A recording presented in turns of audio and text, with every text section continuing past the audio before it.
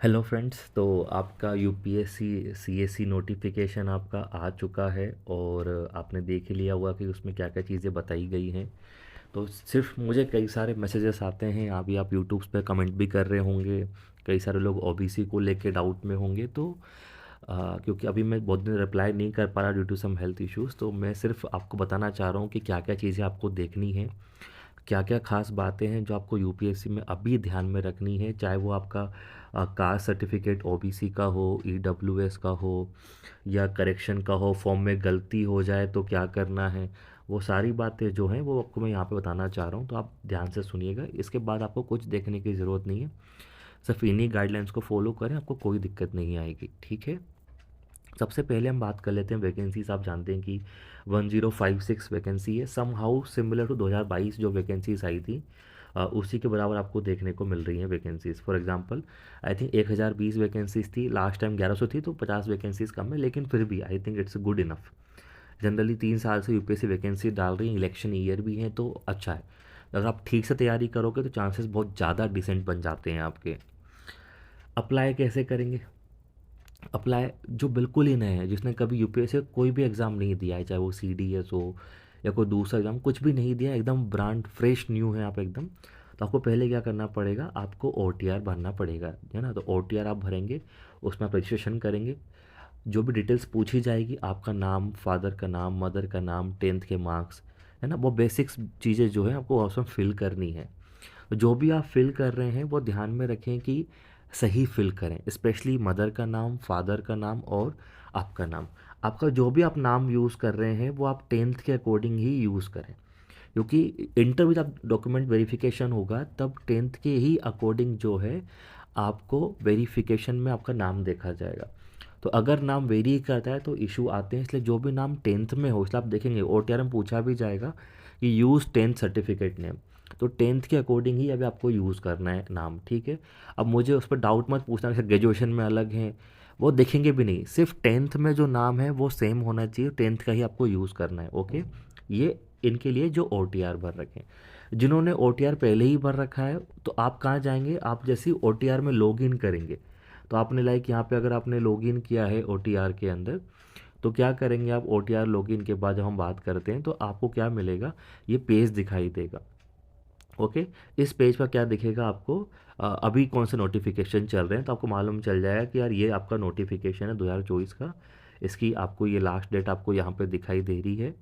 ठीक है। तो ये चीज़ आपको दिखाई देगी, और अगर आप यहाँ पे आपको चेंज करना है ओटीआर में तो एक टाइम ही होता है, वो आप कर सकते हैं। और आपको फॉर्म भरना है तो आप यहाँ पे क्लिक कर देंगे, आपका फॉर्म ओपन हो जाएगा। तो आपको कोई चीज़ इसमें जो है कोई दिक्कत नहीं है किसी चीज़ को ऊपर नीचे करने की। क्लियर है। देन आप इसको भर सकते हैं, देन पार्ट 2 भर सकते हैं आप। ठीक है। नाउ इंपॉर्टेंट एंट्रीज कौन कौन सी है जो बता दूं मैं आपको, जो आपको ध्यान रखनी है फिल करते समय। तो आपको जो भी कास्ट सर्टिफिकेट वाले बच्चे हैं, ओबीसी, एससी, एसटी, ईडब्ल्यूएस, उनके लिए एक सेक्शन होता है कास्ट सर्टिफिकेट का, है ना, वो आपको फिल करना होता है। उसमें आपका अथॉरिटी का नाम, है ना, आपका नाम, ठीक है, बेसिक डिटेल्स जो होती हैं आपको अच्छे से फिल करनी होती है, स्पेशली डेट के साथ भी, डेट और नंबर भी पूछा जाएगा आपसे इसके बारे में। सिर्फ एंट्रीज, अभी आपसे कोई भी सर्टिफिकेट नहीं मांगे जाएंगे, सारे सर्टिफिकेट आपसे मेंस में डाफ के समय मांगे जाते हैं। अभी सिर्फ आपको एंट्रीज फिल करनी है, लेकिन एंट्री सही होनी चाहिए, क्योंकि एंट्री जो आप फिल करेंगे और जब सबमिट करेंगे एक्चुअली करेक्शन के बाद भी, तो वही एंट्री ड्राफ्ट में भी होनी चाहिए, वो वेरी नहीं कर सकते आप, इसीलिए ये ज़रूरी हो जाता है। इसलिए मैं अभी ओबीसी वाला सेक्शन अलग से भी लूँगा, पर ये पता होना चाहिए। आपको एड्रेस फिल करना है और ग्रेजुएशन फिल करना है। आप एड्रेस जो भी डालना चाहें कोई इशू नहीं होता उसमें, और चल जाता है, लेकिन आप जहाँ भी आपको कभी ज़रूरत पड़े कि यूपीएससी रेस्पॉन्ड करे तो आप वो एड्रेस डालेंगे। और आपका जो डिटेल ग्रेजुएशन का है, अगर जो आप, मैं आपको सेक्शन दिखा देता हूँ, ये सेक्शन आपको दिखाई दे रहा होगा कि लाइक ये जो मैंने कहा आपको समुदाय का नाम, जैसे आप सेलेक्ट करेंगे, मानो ओबीसी आपने सेलेक्ट किया, तो क्रीमी लेयर आपने यही किया, तो आपको सर्टिफिकेट नंबर डालना पड़ेगा, है ना। देन डिजाइनेशन क्या है ना, अथॉरिटी का स्टेट का नाम और डेट आपको डालनी जाएगी। ठीक है, ये चीज़ आपको देखनी पड़ेगी। तो यहाँ पे डेट का बड़ा रोल है, क्योंकि डेट उन्होंने ना फिक्स कर रखी है यूपीएससी ने अभी के समय, 1 अप्रैल 2023 के बाद की बात कर रहे हैं। अभी हम देखेंगे वो सेक्शन, तो ये आपको फिल करना पड़ेगा। ये सब के लिए एससी, एसटी, ईडब्ल्यूएस, ओबीसी। फिर आपको एजुकेशनल क्वालिफिकेशन में क्या करा है और डिटेल, तो अगर आपको लिस्ट में नाम आपका दिख रहा है, लाइक ग्रेजुएशन इन इंजीनियरिंग है, लॉ है, साइंस है, वो है तो ठीक है, नहीं है ना तो अदर पे चले जाना, कोई दिक्कत नहीं। अगर आपको लगता है कि मेरी स्ट्रीम साफ नहीं मेंशन की है तो आप अदर पे जा सकते हैं, कोई दिक्कत वाली बात नहीं। एड्रेस आपको यहाँ पे फिल करना है जहाँ पे आप अभी रह रहे हैं, अभी रह रहे हैं तो वो भी कर सकते हैं, परमानेंट वाला भी फिल कर सकते हैं जिसमें आप कंफर्टेबल फील करें, ठीक है। उसके बाद नाउ एक बड़ी जो गाइडलाइंस हम बात करते हैं वो आई है फ़ोटोग्राफ को लेके। तो प्लीज़ फ़ोटोग्राफ वाली गाइडलाइंस अभी रिसेंटली ही एडिशन हुआ है, कभी इससे पहले यूपीएससी ने ये बात कभी नहीं की थी, ये पहली बार सिविल सर्विस में हो रहा है कि यूपीएससी ने गाइडलाइंस दी है। अभी इंटरव्यू वाले लोगों को भी दी थी, उससे पहले भी दी थी। तो क्या है, आपका 10 दिन से ज़्यादा पुराना नहीं होना चाहिए। मतलब अगर सिंपली मैं बात करूँ तो हमारे डॉक्यूमेंट चालू हुए हैं 14 तारीख से फिल होना, तो हमारी चीज़ें जो हैं आपके 4 फेब से पुराने नहीं होने चाहिए, और लास्ट डेट फॉर्म भरने की है 5 मार्च। तो आपका जो फ़ोटो होना चाहिए वो इस डेट के बीच का होना चाहिए, 4 फरवरी के बाद का भी चलेगा, मैक्सिमम 5 मार्च तक का चलेगा। तो मतलब आपको नए फ़ोटो आपको कराने होंगे, ठीक है। फ़ोटो में क्या चीज़ है आपको ये ध्यान में रखनी है कि फ़ोटोज़ में आपको ध्यान रखना है कि आपका नाम साफ लिखा होना चाहिए, नाम के साथ साथ आपका डेट मेंशन होना चाहिए, लाइक 5 फरवरी का है, 10 का है, 15 का है, 20 का है, तो नाम भी मेंशन होना चाहिए। 3/4 पे वैसे होता भी है, इसमें कोई बात भी नहीं, मतलब बड़ा फ़ोटो छोटा फ़ोटो नहीं, तो जो नॉर्मल हम पासपोर्ट साइज खिंचवाते हैं वो वैलिड है, इसमें कोई सोचने वाली बात नहीं, आप काउंट मत करने लग जाना, वो 3/4 एटलीस्ट होता ही है, ठीक है।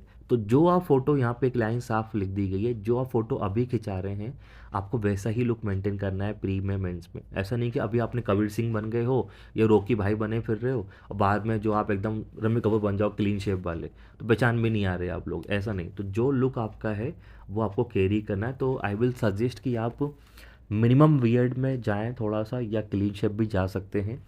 तो मेरा सजेशन रहेगा कि जिसमें आप कंफर्टेबल हो, आई विल प्रेफर कि आप लोग जो फ़ोटो खिंचाएं it should be clean shape, क्योंकि आपको वो इंटरव्यू में हेल्प करता है क्लीन शेप, क्योंकि बुढ़े लोग होते हैं वो पसंद करते हैं। या आप मिनिमम बियर्ड रख के जाएँ, बहुत हैवी बियर्ड में सपोर्ट आपको नहीं करूँगा, ठीक है। तो आप बियर्ड का साइज़ थोड़ा सा ट्रिम करा लें ताकि आप डिसेंट लगे, क्योंकि वही लुक मेंटेन करना है। मेंस में चल जाता है, प्री में चल जाता है, लेकिन इंटरव्यू टाइम पे हम ज़्यादा चाहते नहीं कि वो वेरी कर जाए, ओके। तो ये आपको ध्यान रखना है प्लीज़, ओके। नाउ हम नेक्स्ट पे चलते हैं। नाउ ओबीसी, मैं बोल दूँ ओबीसी का और साथ में ईडब्ल्यूएस दोनों का सेम क्राइटेरिया है। साफ बोला गया है लास्ट ईयर के अप्रैल 2023 के बाद बना होना चाहिए और 5 मार्च से पहले का होना चाहिए। ये डेट आपको क्लियरली याद रखनी है कि 1 अप्रैल से लेके 5 मार्च अभी के बीच का ही होना चाहिए। तो अभी फॉर्म चालू हुए हैं तो आप अभी जाओ बनवा सकते हैं, 1 अप्रैल से पहले का वैलिड नहीं माना जाता। मैं फिर कह रहा हूँ, मैंने लास्ट टाइम भी बताया था कि प्लीज़ आप अभी करवा लें, पर कुछ बच्चे होते हैं जो नहीं मानते, वो लिख रहे थे कि एक यूट्यूबर की क्यों सुने, ऐसे मेरे को कमेंट भी थे। तो मैंने उनको तब भी कहा था भाई तो यूट्यूबर मान ले तो कुछ मान ले, जितने तूने एग्ज़ाम नहीं दिए होंगे उतने मैं इंटरव्यू दे रखे हूँ। तो मैंने बताया वही था कि यार हम जानते हैं, क्योंकि जब हम इंटरव्यू देने जाते हैं तो इश्यूज आते हैं, और अब तो यूपीएससी कास्ट को लेके बहुत ज़्यादा मैटर सीरियस हो चुकी है, तो आप उतनी गलती नहीं कर सकते, लाइटली ना लें। आप कास्ट सर्टिफिकेट में अगर नहीं है तो अभी से अप्लाई कर दें, काम शुरू कर दें, मैं उसका वही बताऊंगा आपको। लेकिन आप रॉन्ग डिटेल्स नहीं कर सकते कि आप पुराना डॉक्यूमेंट लेके पास हो जाएं तो आपको बाद में बाहर कर देंगे, अब नहीं चलता है। तो मैं बता रहा हूँ अभी से ही आप इस पर सीरियसनेस लाइटली ना लेना, वरना आपको बाद में इश्यूज आते हैं, आपका पूरा एफर्ट प्री मेंस का ख़राब हो सकता है। आपने एग्जांपल भी देख ही रखे, मैं नाम रिपीट नहीं करना चाहूँगा, लेकिन बहुत लोग का एफर्ट ख़राब हुआ है। यही सेम क्राइटेरिया ईडब्ल्यूएस के लिए भी है, तो आपको भी यही टाइमलाइन फॉलो करनी है आपके सर्टिफिकेट को लेके। फॉर्मेट आपका सेंट्रल होना चाहिए। अगर आपके पास स्टेट का सर्टिफिकेट, स्टेट देखो ये ना बहुत लोग कन्फ्यूज़न होता है, बनाएगी आपकी स्टेट गवर्नमेंट ही, है ना। आप हरियाणा से हैं, आप यूपी से हैं, महाराष्ट्र से हैं, झारखंड से हैं, एमपी से हैं, बनाएगी तो स्टेट गवर्नमेंट। मेन होता है स्टेट मैटर नहीं करता, बात होती है फॉर्मेट की। फॉर्मेट क्या है, तो हमको स्टेट फॉर्मेट में नहीं चाहिए। अगर आप डॉक्यूमेंट जब पढ़ते हैं ना, जैसे मैं ओबीसी की अगर बात करता हूँ तो आप देखिएगा स्टेट वाले में स्टेट का रेजोल्यूशन लिखा होता है ना। और जब हम बात करते हैं तो मेनली बात आती है रेजोल्यूशन की। अगर स्टेट का होगा उसमें लिखा होगा कि ये जाति राज्य के अंदर आती है, तो वो स्टेट का है। अगर आपके में लिखा ऊपर गवर्नमेंट ऑफ एमपी भली से हो, लेकिन अंदर लिखा है कि ये जो जाति है ये केंद्र सरकार के इस रेजोल्यूशन के अंदर आती है, तो वो सेंट्रल फॉर्मेट में हो जाता है। तो ना वो समझने की कोशिश करा करो, बनाएगी तो स्टेट गवर्नमेंट ही, लेकिन फॉर्मेट वेरी करता है। एक में लिखा होगा कि आप राज्य के अंदर आते हैं, एक में लिखा होगा केंद्र के या सेंटर के अंदर आते हैं। तो स्टेट में आना इस सेंटर स्टेट फॉर्मेट, केंद्र में आना इस सेंट्रल फॉर्मेट। तो हमें क्या चाहिए, हमें फॉर्मेट चाहिए सेंट्रल का।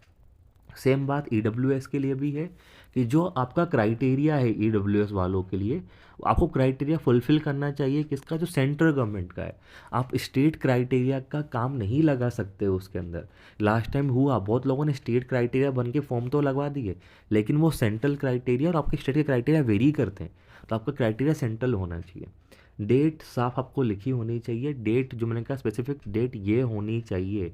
इसके अलावा डेट वो मानेंगे ही नहीं। इसके अलावा अगर आपका फिजिकल फॉर्म है, फिजिकल सर्टिफिकेट है, प्रॉपर साइन और अथॉरिटी मेंशन होनी चाहिए। अथॉरिटी नायब तहसीलदार से नहीं मानी जाती, तहसीलदार एटलीस्ट आपका जो है वो होना चाहिए। तहसीलदार से ऊपर की आपकी क्या होनी चाहिए, अथॉरिटी होनी चाहिए। उससे कम सर्टिफिकेट वो नहीं मानते हैं। अगर डिजिटली साइंड है आपका तो फिर आपको इशू नहीं आता। डिजिटल साइंड वालों को तो वो अलाउ करते हैं, उसमें इनबिल्ट चीज़ें दिक्कत होती है, वहाँ इशू आपको नहीं आता। ठीक है। जिनके पास पहले का बना हुआ है, फॉर एग्ज़ाम्पल आपके पास स्टेट का बना हुआ है, मैं एक एग्जांपल दे रहा हूँ किस प्रकार से आपकी जो समस्या है उसको हम हेल्प कर सकते हैं। ठीक है, जैसे आपका स्टेट का बना हुआ है पहले से, जिसमें स्टेट फॉर्मेट में है, आप चाहते हैं कि सेंटर का, तो तुरंत तो बन नहीं सकता। तो आप क्या करें, ये फॉर्म पड़ा हुआ है यूपीएससी के ऊपर, अगर आप डाउनलोड कर सकते हैं यूपीएससी की साइट से, तो आप मुझसे ले लेना। ये फॉर्म पड़ा हुआ है, इसका प्रिंट निकालें। इसमें जो जो आप भर सकते हैं उसको मैनुअली भर लें। आपका नाम, आपके गांव का नाम, जो आपने स्टेट वाले में लिखा हुआ है वो उसको फिल कर लें आप सब डिटेल्स को, और इसको लेके जाएं आप तहसील या कलेक्ट्रेट। वो इसमें क्या डाल देंगे, इसमें वो फिल कर देंगे रेजोल्यूशन नंबर, आपकी जाति का नाम और फैमिली जो भी डिटेल्स है वो भर देंगे और साइन यहाँ पे कर देंगे। तो इसी का ही आप डिटेल्स जो है आप अपने फॉर्म में फिल कर सकते हैं। आपको ये भी चलेगा, एक ऐसा कई लोगों के पास सर्कुलेट होता है पुराना करके, उसमें ऐसा बहुत डिटेल में दिए गए, वो भी चलेगा। तो ये भी चलता है। अगर दूसरा फॉर्मेट भी है जो पहले आता था वो भी चलेगा, कोई दिक्कत, दोनों सेम ही होते हैं। मेन होता है ये गवर्नमेंट का रेजोल्यूशन नंबर होना चाहिए। तो ये डॉक्यूमेंट आपके पास है, इसको मैनुअली फिल करें, जाएँ कलेक्ट्रेट पे, अपना सर्टिफिकेट पुराना वाला भी हो, कोई सर्टिफिकेट नया नहीं पुराना है तो पुराना लेके जाएँ या स्टेट का लेके जाएँ और उनको दिखाएं कि साहब ये है बताइए। वो इसको भर देंगे सारी डिटेल्स को, यहाँ पे साइन कर देंगे, डेट लिख देंगे। यही डेट आपको फिर फॉर्म के अंदर यूज़ करनी है। तो ये सर्टिफिकेट आपका पूरा वैलिड हो जाएगा, कोई दिक्कत नहीं आनी। तो आपको क्या करना है, यही जो डेट नई लिखी जाएगी यहाँ पे, वो डेट आपकी डेट हो जाएगी। सर्टिफिकेट नंबर कौन सा रहेगा, जो पुराने वाले का था, जो 2022-21 में अगर बनाया था आपने, तो आप वही सर्टिफिकेट नंबर यूज़ कर सकते हैं, वो बदलता नहीं है। या आपका जो स्टेट वाला था आप उसी का यूज़ करें, कोई दिक्कत नहीं। सर्टिफिकेट नंबर इसमें अलग से कहीं भी नहीं लिखा होगा, आप मुझसे पूछेंगे बाद में, मेरे को बहुत लोगों ने पूछा लास्ट ईयर भी, तो सर्टिफिकेट नंबर कहाँ लिखा है, इसमें कहीं भी नहीं लिखा होगा। तो वो आपको यहाँ पर नीचे लिख देंगे, वो इट इज़ मतलब जो भी है ये आपको दिया जाता है on the basis of back certificate या जो भी नाम दिया गया होगा। तो आप सर्टिफिकेट वही नंबर यूज़ करेंगे, देन आपका सारा काम हो जाएगा। ठीक है। मीनवाइल आपने फॉर्म भर दिया, 5 मार्च लास्ट डेट है। अब आपको लगता है कि गलती हो गई, लाइक नाम नाम में गलती स्वीकार नहीं है, लाइक सर मैंने नंबर गलत डाल दिया ओबीसी का, है ना सर, मैंने अथॉरिटी गलत डाल दी, मेरी ग्रेजुएशन में इशू है, मेरा सेंटर गलत हो गया, मेरे को सेंटर चेंज करना है, या जो भी डिटेल्स आपको चेंज करनी है आप 6 से 12 मार्च में कर सकते हैं, सारी की सारी फील्ड्स में, सिवाय उनको छोड़ के जो आपने ओटीआर में भरी है। आपने ओटीआर में भरी है आपका नाम, आपकी मदर का नाम, आपकी फादर का नाम, आपकी डेट ऑफ बर्थ, ये आप कभी भी चेंज नहीं कर सकते। इसके लिए आपको ओटीआर चेंज करना पड़ेगा, फॉर्म में चेंज नहीं होगा। उसके अलावा जितनी भी चीज़ हैं जो मैंने एग्जांपल दी आपको, आपकी कास्ट डिटेल्स, आपकी ग्रेजुएशन, है ना, आपका जो मैंने कहा सेंटर का कार्यक्रम, फ़ोटोज़ में चेंज करना है, साइन में चेंज करना है, ये सारे आपको अलाउ हैं, आप सब कुछ चेंज कर सकते हैं 6 से 12 के बीच में। हाँ, सेंटर पे कंडीशन ये है कि सेंटर अवेलेबल होना चाहिए। सेंटर अवेलेबल नहीं होगा तो आप चेंज नहीं कर पाते, अगर है तो आप फ्रिक्वेंटली चेंज कर सकते हैं। तो इतनी सारी बातें जो आपको ध्यान में रखनी है फॉर्म भरते टाइम। स्टिल मैंने ट्राई किया है कि मैं छोटे से वीडियो में सारी क्लैरिटी आपको दे दूँ, फिर भी आपको इशू आता है तो आप मुझे टेलीग्राम पे, मेरी ये टेलीग्राम आईडी, आप मुझे मैसेज कर सकते हैं, या ये भी टेलीग्राम आईडी है, आप जो भी आपको लगता है, जो भी कंफर्टेबल, आप मुझे मैसेज कर सकते हैं, तो मैं आपको उसका सोल्यूशन दे दूंगा। ठीक है। तो आप प्लीज़ फॉर्म को ध्यान से भरें, कोशिश करूँगा कि डाउट ना आए एंड मैं आपको सोल्व कर दूँगा। आप मुझे मैसेज करते हैं, मैं आपको गिवन एक ही डे में रिप्लाई कर दूँगा। तो ये ना करें कि आप तुरंत मैसेज करते रहें कि सर अभी करो, तो मैं बिज़ी हूँ तो मैं ना कर पाऊँ, पर मैं जनरली कर दूँगा आपको। Okay, all the best, study अच्छे से करें, it's a good chance, it's a good service और अच्छी वैकेंसीज है। All the best.